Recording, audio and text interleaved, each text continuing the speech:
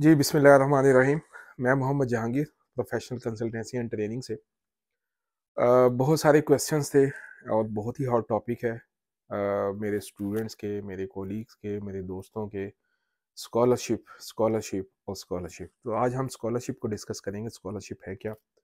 कितनी टाइप्स का होता है? क्या होता है? कैसे अवेल किया जाता है? कैसे उसको प्रोसेस करना है? तो आज हम इंशाल्लाह उसको देखते हैं वन बाय वन। स्कॉलरशिप जो है ना, बेसिकली दो तरह का होता है। या तो होता है मेरिट बेस, या होता है नीड बेस। नीड बेस का मतलब है कि आप नीडी हैं, आपको स्कॉलरशिप चाहिए, आप जरूरतमंद हैं, आपके पास पैसे नहीं हैं अफोर्ड करने के लिए, और आपको वो स्कॉलरशिप चाहिए, तो आप नीड बेस स्कॉलरशिप में जाएंगे। और दूसरा है मेरिट बेस। मेरिट बेस ये है कि आपका मेरिट बहुत अच्छा है, आपके जो एकेडमिक कैरियर है, आपका जो एक्सपीरियंस है, आपका जो एक्सपोजर है, आपके पास सर्टिफिकेशंस हैं, आपके पास अवार्ड्स हैं, वो उसके मुताबिक आप एलिजिबल हैं मेरिट बेस के लिए। कि आपका ट्रैक रिकॉर्ड बहुत अच्छा है तो आप मेरिट बेस के लिए अप्लाई करेंगे। अच्छा, अब स्कॉलरशिप होता है, पार्शियल स्कॉलरशिप होता है और एक फुल स्कॉलरशिप होता है। फुली फंडेड स्कॉलरशिप कहते हैं जिसे। पार्शियल स्कॉलरशिप में क्या होता है, कई यूनिवर्सिटीज़ होती हैं या कई थर्ड पार्टी ऑर्गेनाइजेशंस होती हैं जो स्कॉलरशिप प्रोवाइड करती हैं, और उसमें कहते हैं जी हम पार्शली इसको देंगे। उसका मतलब ये होता है कि या तो वो फीस देंगे आपकी, ठीक हो गया। कई एक यूनिवर्सिटीज़ कहती हैं जी लेट्स सपोज 15,000 फीस है, तो हम आपकी 3,000 फीस हम देंगे, या उसमें डिस्काउंट दे देंगे। डिस्काउंट भी कह देते हैं कई एक, ठीक हो गया। तो कई एक यूनिवर्सिटीज़ होती हैं, वो आपको लिविंग भी देती हैं, वो आपको जेब खर्च, मंथली जेब खर्च जिसे स्टीपेंड कहते हैं, वो भी देती हैं। आपकी ट्यूशन फीस भी उसमें माफ़ होती है। उसके अलावा भी जो एक्सपेंसेस होते हैं वो भी फुली फंडेड स्कॉलरशिप। बहुत सारी ऑर्गेनाइजेशंस, बहुत सारी यूनिवर्सिटीज़ ये स्कॉलरशिप ऑफर करती हैं। लेकिन आपको ये चीज़ अंडरस्टैंड करनी पड़ेगी कि स्कॉलरशिप वर्ल्ड वाइड है। पूरी दुनिया के जो 200 से ज़्यादा ममालिक हैं, इंटरनेशनल स्टूडेंट्स हैं, वो हर जगह से आते हैं और हर बंदा उसके लिए एलिजिबल है। बहरहाल अंडर अभी हम इसको डिस्कस करेंगे, इसका एलिजिबिलिटी क्राइटेरिया क्या होता है। लेकिन ये आपने ये मेन चीज़ होती है कि किसी भी स्कॉलरशिप को जब आप अवेल करने जाते हैं इंटरनेशनल लेवल पे, तो इसका मतलब ये है कि वो इंटरनेशनल ही पूरी दुनिया से लोग उस स्कॉलरशिप में आएंगे, अप्लाई करेंगे। इसीलिए ये थोड़ा सा डिफिकल्ट होता है इंटरनेशनल प्रोग्राम कि उसमें कंपटीशन जो है ना वो बढ़ जाता है, बहुत ज़्यादा दुनिया से लोग आते हैं। तो इसीलिए या तो आप बहुत ज़्यादा नीडी हैं और आपके पास स्ट्रॉन्ग रीजंस हैं, एविडेंस है कि आप नीड है, आपको चाहिए और आप ही इसके लिए एलिजिबल है, या फिर आपका मेरिट बेस जो है, आप वाकई आप एकेडमिक कैरियर आपका एक्सीलेंट है, आप उसमें टॉप में हैं, और आपके पास ऐसी चीज़ें दिखाने और बताने की हैं कि वो स्कॉलरशिप आपको ही मिले, तो ज़ाहिर बात है वो एक फुल क्राइटेरिया के मुताबिक आपको स्कॉलरशिप अवार्ड हो जाता है। अच्छा, अब ये आपने ज़हन में रखना है, जब आप दुनिया के किसी भी यूनिवर्सिटी के लिए, किसी भी कंट्री के लिए स्कॉलरशिप अप्लाई करते हैं, तो स्कॉलरशिप अप्लाई करना एक फुल फ्लेज प्रोसेस है। मैं ये कहता हूँ कि किसी भी दुनिया की यूनिवर्सिटी में एडमिशन लेना एक अलग प्रोसेस है, उसका वीज़ा अप्लाई करना एक अलग प्रोसेस है, और उस यूनिवर्सिटी में या किसी थर्ड पार्टी से स्कॉलरशिप लेना एक फुल फ्लेज अलग प्रोसेस है। ये तीनों अलग अलग प्रोसेस हैं। स्टूडेंट्स या लोग इनको मर्ज कर देते हैं, इकट्ठा कर देते हैं। इकट्ठा मेरा एडमिशन हो गया तो मुझे स्कॉलरशिप भी मिल जाएगा, या मुझे स्कॉलरशिप मिलेगा मैं साथ ही एडमिशन ले लूँगा, ऐसा नहीं है। आल्दो कि यूनिवर्सिटीज़ इन चीज़ों का ख्याल रखती हैं कि कौन कौन से सेशंस जा रहे हैं, उसी हिसाब से वो स्कॉलरशिप अनाउंस करती हैं।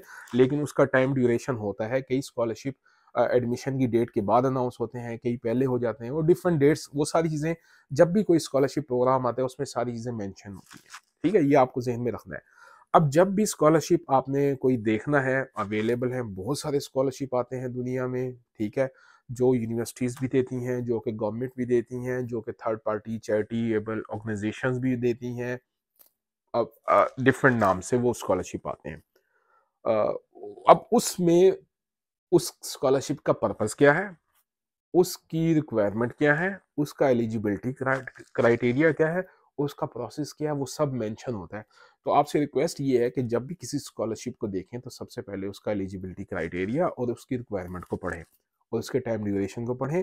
उसी हिसाब से सेटिंग करें कि आपने किस यूनिवर्सिटी में एडमिशन लेना है, ठीक है, ताकि आपका टाइम ज़ाया ना हो। स्कॉलरशिप मिल जाए, यूनिवर्सिटी की डेट निकल गई। कई दफ़ा ऐसा होता है बिल्कुल कि आपने स्कॉलरशिप का लेटर आप ले लिया है, लेकिन यूनिवर्सिटी में एडमिशन की डेट गुजर गई है, कई दफ़ा एडमिशन आपको यूनिवर्सिटी में मिल जाता है, लेकिन आपका स्कॉलरशिप का आप वेट कर रहे होते हैं, अभी तक स्कॉलरशिप नहीं है। तो ये चीज़ें आपने मैच करनी होती हैं, आपने ये चीज़ें देखनी होती हैं। अच्छा, अब उसके बाद जब इन चीज़ों को आपने जब आप एलिजिबिलिटी क्राइटेरिया को या रिक्वायरमेंट्स को पढ़ेंगे, आपको पता चल जाएगा कि आप इस स्कॉलरशिप के लिए एलिजिबल हैं या नहीं, और इसमें कितना टाइम लगेगा। अगर आप उन सब चीज़ों के लिए एलिजिबल हैं, तो आप उसको प्रोसेस में डालें अपनी एप्लीकेशन को, ठीक है? और इंशाल्लाह उसका खातिर-ख़्वाह उनकी तरफ से जवाब भी आएगा, जो भी उसका टाइम फ्रेम है, उसमें वो उसको प्रोसेस करके आपको देंगे। एक तरीकाकार है। ऐसे नहीं है कि हर बंदा कहे जी मुझे स्कॉलरशिप चाहिए और मुझे मिलना भी चाहिए। मुश्किल है, नहीं मिलता, क्योंकि मैंने कहा एक तो कॉम्पिटिशन पूरी दुनिया से होता है, फिर वो ऐसे ही स्कॉलरशिप आपके कहने पे नहीं देंगे, उन्होंने अपनी फॉर्मेलिटीज़ पूरी करनी है, प्रोसेस देखना है, डॉक्यूमेंटेशन देखनी है, जो-जो उनकी रिक्वायरमेंट थी उसको देखना है कि ये एलिजिबल। आधे से ज़्यादा एप्लीकेशन तो ऐसे ही रिजेक्ट हो जाती हैं जो कि एलिजिबल ही नहीं होते। फिर आधे से ज़्यादा के पास वो डॉक्यूमेंटेशन नहीं होती जो उन्होंने रिक्वायर की होती है। चंद एक लोग रह जाते हैं दुनिया से आए हुए। फिर अगेन ये भी ज़हन में रखना है कि जब भी कोई स्कॉलरशिप होता है, वो लाखों की तादाद में नहीं होते। वो गिनती नंबर्स की 10 होंगे, 5 होंगे, 15 होंगे, 25 होंगे, 50 होंगे। अब पूरी दुनिया 200 मुल्क है, एक बंदा भी अप्लाई करे तो 200 लोग अप्लाई करेंगे उसके लिए। स्कॉलरशिप कितने हैं? 5। अब उन 200 में से 5 की सिलेक्शन करनी है, तो अगेन उनके पॉइंट ऑफ व्यू से देखें जिन्होंने स्कॉलरशिप देना है, ठीक है? लेकिन ये बात भी आपने सामने रखनी है, मैं हमेशा ये कहता हूँ कि जब तक आप अप्लाई नहीं करेंगे, आप स्कॉलरशिप अवेल नहीं करेंगे। ये एक पूरा प्रोसेस है, आप इसमें इंडल्ज हो जाएँ, 2 महीने लगे, 3 महीने लगे, आप उसको प्लानिंग के साथ करें, डॉक्यूमेंटेशन पूरी करें, इंशाल्लाह आपको स्कॉलरशिप मिलेंगे। बहुत सारे स्कॉलरशिप हैं जो कि अवेलेबल हैं, जिनको आप अवेल कर सकते हैं, लेकिन काइंडली उनकी रिक्वायरमेंट पढ़ा करें, उनकी रिक्वायरमेंट क्या है, आप उसके लिए एलिजिबल हैं, नहीं हैं। ये भी होता है कई दफ़ा आप कॉम्पिटेंट तो हैं, लेकिन आप जो स्कॉलरशिप अप्लाई कर रहे हैं, वो स्कॉलरशिप सही नहीं है। आप लेने वाले नहीं हैं, आप देने वाले हैं, साहिब हैसियत लोग हैं, लेकिन आप नीड बेस पे चले जाते हैं। मतलब ये है कि दूसरे लोगों का हक मार रहे होते हैं, तो उसका भी आपको ख्याल रखना चाहिए, देखना चाहिए कि आपने जब अप्लाई करना है, सिर्फ़ ये नहीं कि मैंने स्कॉलरशिप चाहिए, मैंने बाहर जाना है और मुझे स्कॉलरशिप मिल जाए।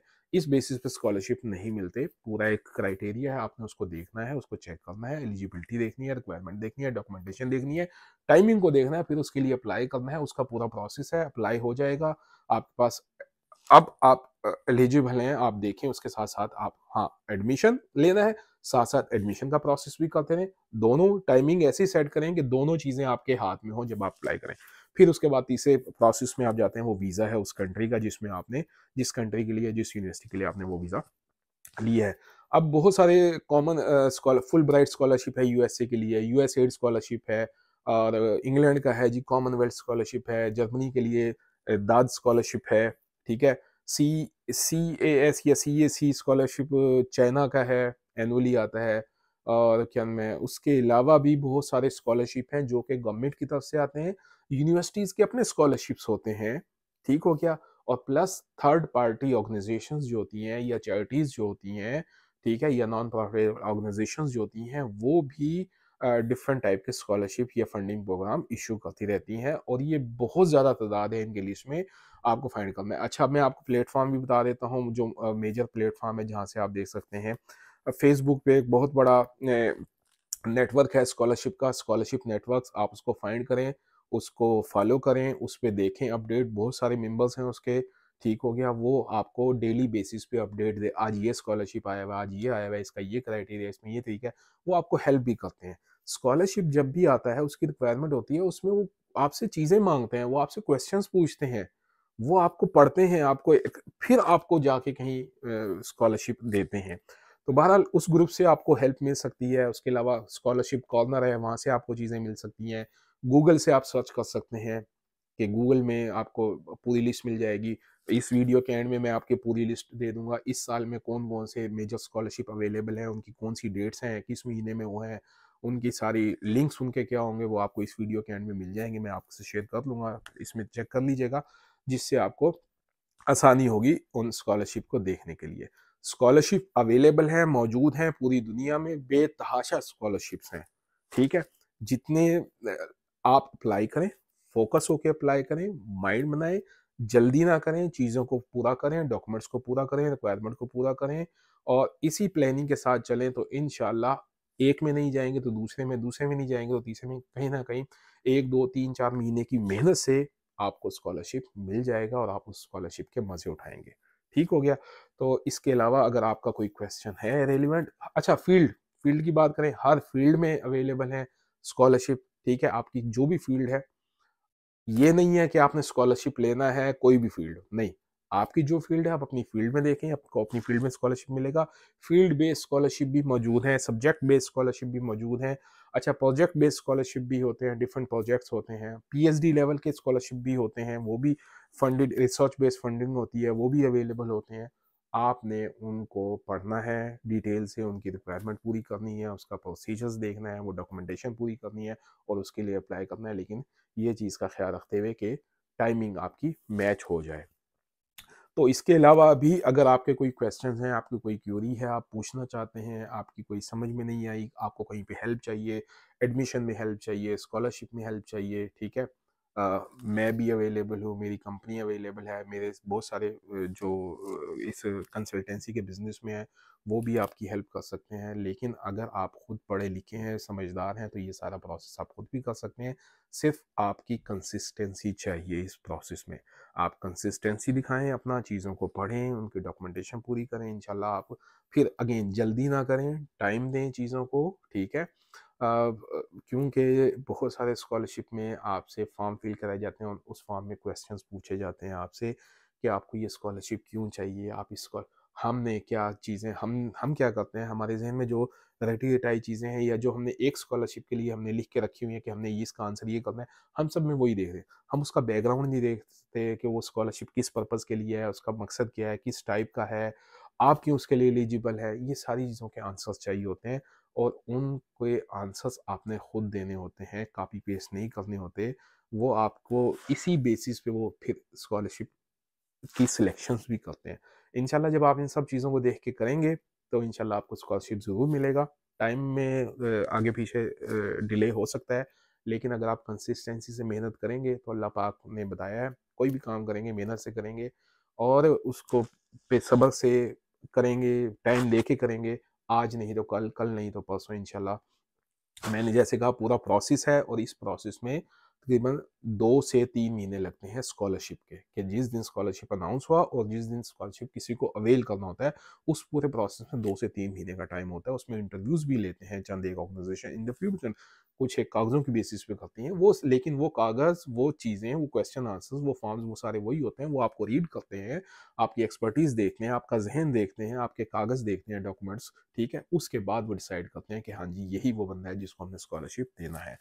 बिल्कुल अवेल कर सकते हैं, आपको करना चाहिए। आपके कोई क्वेश्चंस हो, क्यूरीज़ हो, आप मुझसे पूछ सकते हैं, ठीक है? आपके पास स्क्रीन पे नंबर्स मौजूद है। हमारा एड्रेस भी मौजूद है, आपको किसी भी तरह की हेल्प चाहिए स्कॉलरशिप से रिलेटेड और कोई कंसल्टेंसी से रिलेटेड, कंसल्टेंसी हम प्रोवाइड करते हैं, वो इंशाल्लाह मिलेगी।